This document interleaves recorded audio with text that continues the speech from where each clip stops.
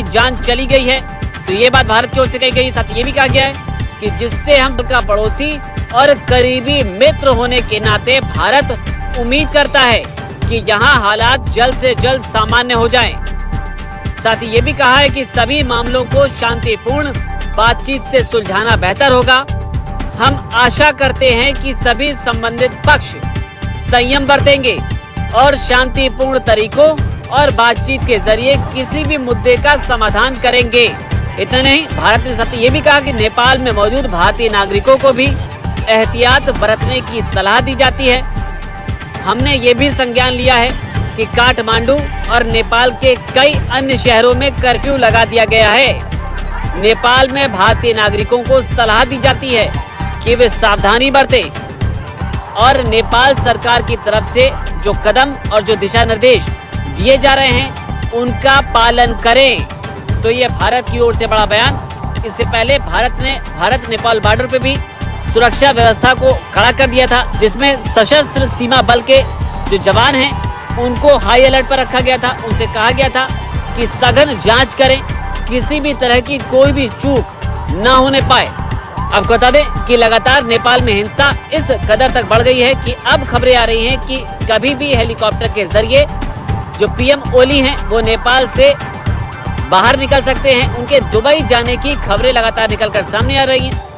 हालांकि सवाल ये भी उठ रहे हैं कि आखिर पीएम ओली भारत का रुख क्यों नहीं कर रहे हैं। शेख हसीना की तरह अपनी जान बचाने के लिए वो भारत क्यों नहीं आ रहे हैं। हालांकि भारत के साथ जो नेपाल के संबंध हैं उन्हें देखते हुए और चीन के साथ जो पीएम ओली की नजदीकियां हैं उन्हें देखते हुए माना जा रहा है कि फिलहाल पीएम ओली को दुबई ही सबसे सुरक्षित। सेना के हेलीकॉप्टरों को लगातार देखा जा रहा है। जो आवास हैं राष्ट्रपति के और प्रधानमंत्री के निजी आवास उन में बना हुआ है।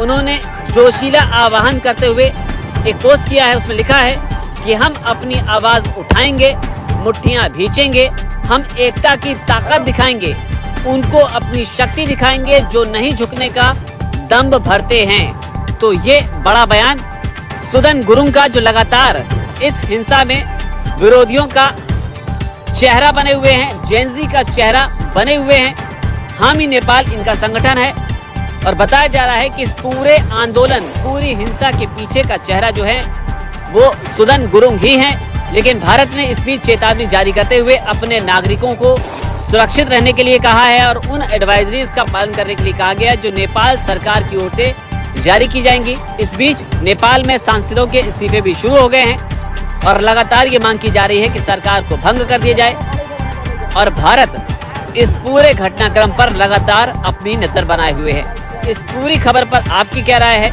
नेपाल में जो हिंसा हो रही है, जेनजी जो बेकाबू हो रहे हैं, क्या उनका पक्ष सही है? जहां लगातार माना जा रहा है कि सरकार जो है वो भ्रष्टाचार को रोकने में नाकाम रही, अमीर और ज्यादा अमीर होता गया, गरीब और ज्यादा गरीब होता गया, जिसकी वजह से ये गुस्सा इस कदर फूटकर बाहर निकला, या फिर सोशल मीडिया पर बैन ही एकमात्र वजह रही।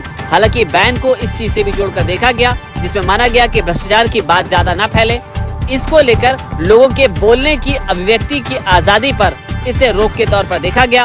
जेनजी वो जनरेशन होती है जो कि डिजिटल एज में पली बढ़ी, सोशल मीडिया के एज में ग्रो की, और ऐसे में सोशल मीडिया पर ही बैन लगाना जेनजी को कहीं ना कहीं बर्दाश्त नहीं हुआ। इस पूरे घटनाक्रम पर आपकी क्या राय है? नीचे कमेंट सेक्शन जरूर लिखें। धन्यवाद।